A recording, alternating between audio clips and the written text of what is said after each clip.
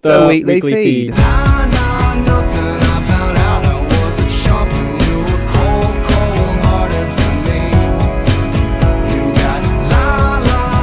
Through your career, it seems you've always found, I guess, yourself referenced with beats. Whether it's your vocal stylings or your lyrics and everything.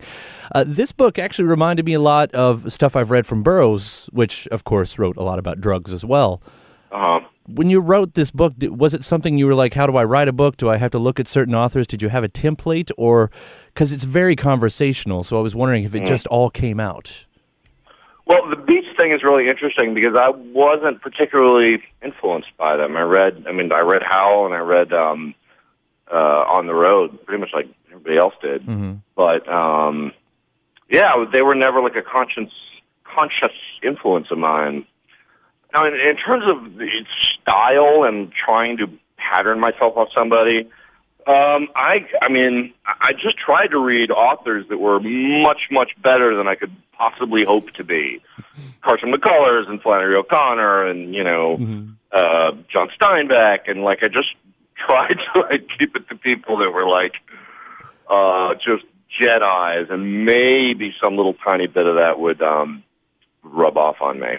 It's funny. Of course, I think reading it, I wouldn't have picked out any of those references. Once again, because it is so conversational. I mean, the flow of this book even stood out to me, just how everything connected. There's no chapters, yet it's one consecutive thought that all works together. Yeah, well, the reason is that way. First of all, I just wrote it in terms of stories. That was the only way I could sort of get my head around it. Was I'll write a particular story on a particular day, and just at the end of this process, I'll cut and paste them all together chronologically. Mm-hmm. But the chapterless thing happened because I just didn't know how to do it, so I turned it into my editor, figuring he'd give me a call and help me do it. But in fact, he was just like, "Wow, that's a really good idea." So there you have it. Well done reinventing the wheel there, Mike. Possibly.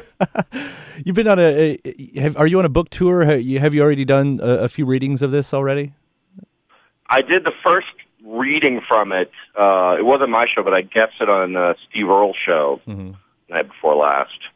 And so this whole thing of doing a reading is totally new to me. Yeah, I was going to ask that. I mean, you've done poetry readings and stuff like that in the past. Sure. But I'm guessing this is different? Yeah, very different. I mean, I don't even really understand the scope of it just yet. I mean, it's very intimidating. How's that? I mean, it's just something I've never done before. And, I just don't, I've been performing professionally for 17, 18 years, but reading from a memoir every night is totally new territory. There's some pretty hairy stuff in there that you're laying out in front of a live audience at that point. And I was going to get to that later on, but you laid out stuff that I think most people are extremely afraid to ever admit. Really? Yeah. Really, Wow. Most people are afraid, some of those inner thoughts getting out there, and you just kind of put it out there, and I think you explain yourself in that too, why you did it in those first couple pages. Right. But to say some stuff about, certain girls or obviously past bandmates, bandmates, were you ever afraid, damn, I'm really going to be a dick in some of these moments? and how did you feel about that? Yeah, I mean, absolutely. The one reason I was able to portray my own negative behavior is I know how I ended up. Mm-hmm. So if I thought I ended up a jerk at the end of the tale, I might have been, a little bit more whitewashy. But I would err on the side of storytelling more than anything else. If you won't let go, have at it.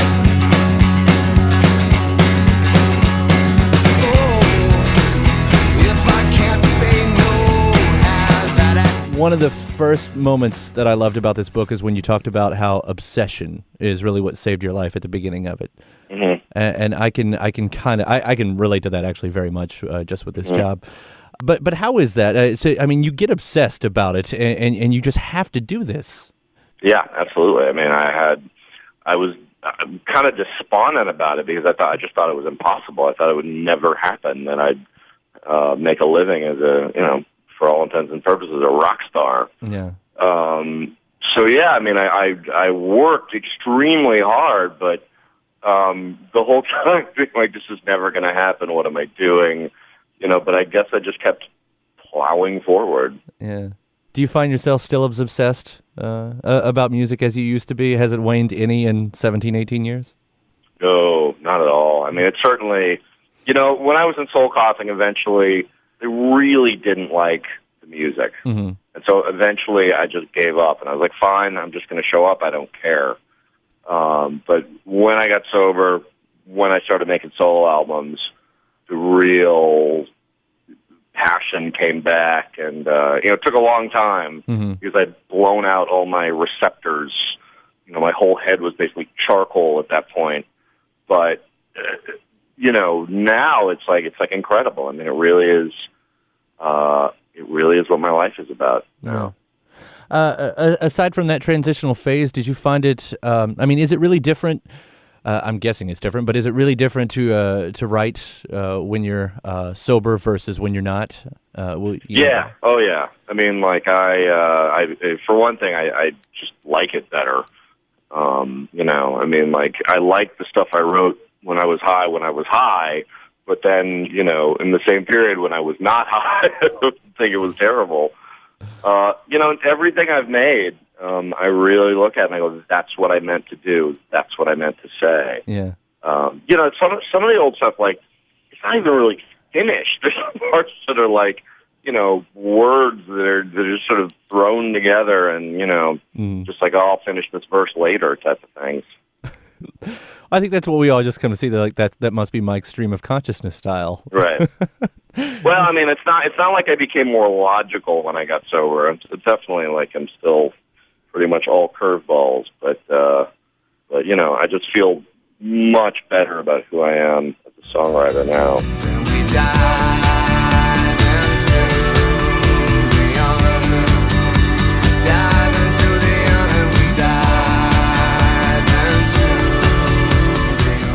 unknown. You did some major truthing on Jeff Buckley in this book. I've never heard anyone talk. I mean, because he's idolized now. Right. Absolutely. Well, have you received any flack from that so far? Has there been any backlash? I have not, actually. I mean, the book's pretty new, so True.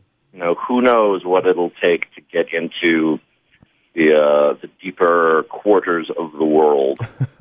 But yeah, I mean, I was pretty honest about it, about jealousy and about spite, and just basically, that I was not a very positive individual when I was his contemporary. So I'd kind of wonder, was it more of Jeff not being the guy that of course, the world sees him as, or was it really just your tainted glasses towards him? Oh, I'm sure it was just my tinted glasses. I mean, certainly there are complexities that aren't, on anybody that aren't visible to someone who just, listens to the music or reads or whatever the art is. But yeah, I mean, the lens is definitely my jealousy. Mm-hmm. Mm-hmm. Well, it's just interesting hearing, like I said, anybody kind of, because you don't hear it. It was so surprising. Right. It was great. I did have to wonder, too.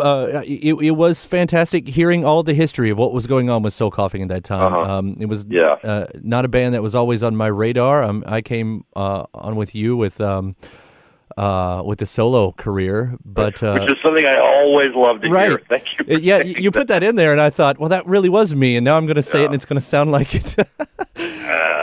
But I did have to wonder, as far as it went, you went really in depth explaining why it didn't work, why the relationships didn't work, what was going on during the time.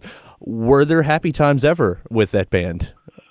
Oh, I mean, there were times of greater denial than other times. That's a great way to put it. And I mean, there were certain things that I was proud about, but they never were really in a collective sense. I really always disliked being in that band. I recognized how powerful they were musically when I first started playing with them, the inmates totally ran the asylum after that. And it's just a shame. I mean, I thought we had the muscle to take on the Beastie Boys, and we ended up this sort of, kind of also-ran cult band. Day by day by day by day by day by day by day by day by day. There was a moment, I don't remember if it was the second or the third record with the band, that you'd said that you kind of moved. There was a second producer involved down the line that you weren't comfortable with, that the band had kind of went with. I guess he was producing one track, and so you were saying that you weren't really on board, but you went along with it anyway. You ended up recording those vocal tracks, and what kept you from just saying, "No, dudes, we've already done the record. It's already over here." Insanity. Really? Being like somebody in an abusive relationship. You got, most people have some friend that it's like, what are you doing with that person? You hate each other, and like every day is excruciating for you, but they stay. And it's about whatever their family history is, whatever's going on with them psychologically. But when people talk about like specific incidents, like if you could do that now, what would you have done? And it's so enmeshed in the craziness that, like, it's impossible to pick it out. Like, what would it be like traveling to England if there wasn't an ocean? It's just completely beyond my comprehension. So it just fell in. Did you ever get to a point where, you play with a band now. You've kind of picked your band now. Yeah, exactly. But was there that moment where you said, I don't want to be in a band ever again, if that was your only experience? Oh yeah. Well, I think even if I was with healthy people that were considerate and interested in what I was trying to do, it's more difficult running a cooperative than it is to just have your own shop. So just. Thank God I found out before I, completely, lost my career that, I'm just happier running my own thing, making the decisions and making the moves, that kind of stuff. I moved the strike from motion. No jokes that you wrote didn't float. It gets broken. There you won't crack the most emotion. One of the most surprising things about the book was the very end. I'm on the last page. And you're talking about helping out the girl. Yeah. In the meeting. This entire book is about you, and the very last page you give to her. In fact, the very last line you give to her. Yeah, true. True. That's what you do. If you get into the rooms, you stay to help other people, and it is so much of a vital aspect of staying clean. And, just staying out of your crazy brain, like helping someone else, is a great intervention on self-obsession. The other line I really love in this book is that you were you quite possibly could have been just the right kind of insane. Right. Really. 40 years of being the right kind of insane, if is the game. Yeah. What happens if you ever figure it out? You're 60 and it all lines up for you perfectly. Then I would experience a woeful bout of unhappiness, and I would be terrified by my enjoyment of life. Are you a naturally nostalgic person? Kind of am. I think as an artist, you're always sort of evaluating your stories. So yeah, in that regard. Yeah. Is there anything you really miss about that decade that made your career? No, really not at all. I have there was this guy Gus that I used to work with who was a really great guy, and I wish I was still working with him. But it's really that's pretty weak broth right there. I wish I had this one friend in a decade. That's right. The one thing I miss. Right. As far as editing goes, was there anything that met the cutting room floor in this book? Any other stories you wished you had made it that didn't? There are a couple things that were just a little bit too extreme about other people. Yeah. And, like, I believe in subjectivity. And so, I think that everybody who's writing something based on memory needs to keep in mind that their perspective is not everybody's perspective. And there were a couple things that were like, man, I just don't want to roll the dice on, this particular person doing this particular thing. I think if there's ever a sequel to this book, I'm hoping that it will at least, or maybe not a sequel, but a brother sister to this book. That it's Scrap Sayings. Oh yeah! Oh my God! I'm telling you, man, that guy is like, he's a calendar waiting to happen. I'm telling you. I really did. I laughed out loud during plenty of those, and I only wished he'd been my friend so I could legitimately steal them. And right. Oh, you could steal them? Come on now. You'd love that. Just passing it around. One day it makes it back to him when he's walking around in a convenience store and somebody says one of his lines. I mean, he moved way on by then. So, it definitely, I hope he has some influence in the world. I was a chump, making the jump, chipping the bump, driving the speedboat. I was a chump, swallow a lump, kid I smoke, taking an eighth note. What's worth bringing up a little bit of music here, you've got a live album about to come out. Yep, called The Question Jar Show. Yeah, can you tell us about that? Me and Scrap, the aforementioned Scrap, did a tour where we played songs. He played cello, I played guitar and sang, and between them we answered audience questions, and they were always super weird. They're about the ghosts and trees and monsters and the weather and the ocean and just super odd, surreal questions were the best ones. You kind of invite that. Oh yeah, totally. I mean, you've got the type of songs that invite that. Yeah, I mean, I'm hoping that people recognize themselves in the weirdness. Are there any plans for any more of those type of tours?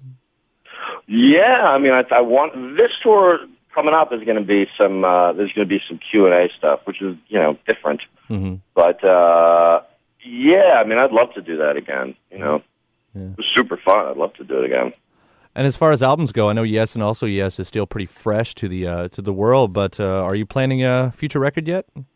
Sure. I mean, I'm always in some phase of writing. I'm sort of in an accumulation phase, trying to, write sort of little guitar parts and little snippets of words here and there. And, eventually I'm going to have to sit down and sift through it all and cut and paste it into place. But right now I'm just filling up the bag. Yeah. When's your Travel Channel show debut? I hope soon, man. Your mouth to God's ears. Seriously. That would be great. It was kind of also interesting to see the arc of how it's the first 2/3 of the book is really all about drugs, and you're coming into the music industry, and the last third is like, and these are my slideshow or vacation slideshows. Right. Yeah. I mean, the thing about it is you don't want to end the story. It was like, yay, and then I'm clean, yay. All right. I wanted to give an impression of what life is now and the weirdness of life and the wonder of the universe after, this sort of clamped down, limited life that was using drugs. Nothing from me. It's the weekly feed, and that makes me happy.